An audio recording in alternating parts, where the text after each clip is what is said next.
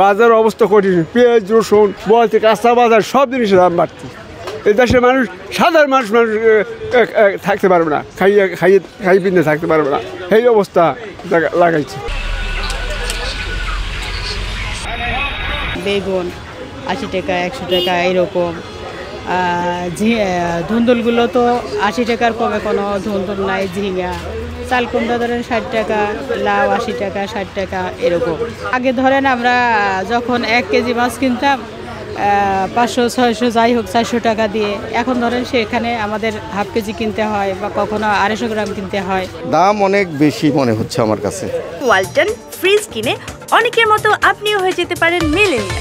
সেরা পণ্যের সেরা অফার। আমরা বাজার করবো কেমনে? আমার কোনো কাম আমি খামু না বাজার দিব না বাড়ি পাঠাম।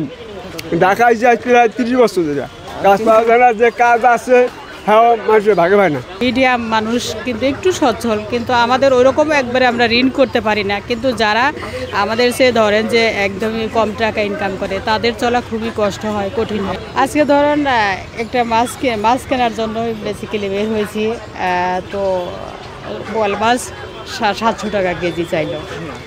আসলে আমি নেই 700 টাকা কেজি, দাম একটু বেশি মনে হলো না, যে আমার বাজেট ওইভাবে আমি বের হই নাই যে আমি 700 টাকা দিয়ে বোয়াল মাছ কিনবো। আমার ফ্যামিলিতে আমি, আমার হাজব্যান্ড, আমার বাচ্চা। এখন ইনকাম সোর্স বলতে আমার হাজব্যান্ড বাইরে থাকে, উনি বাইরে একটা কোম্পানিতে চাকরি করে। মানে আমাদের একটু অনেক চিন্তা করে হিসাব করে চলতে হয়।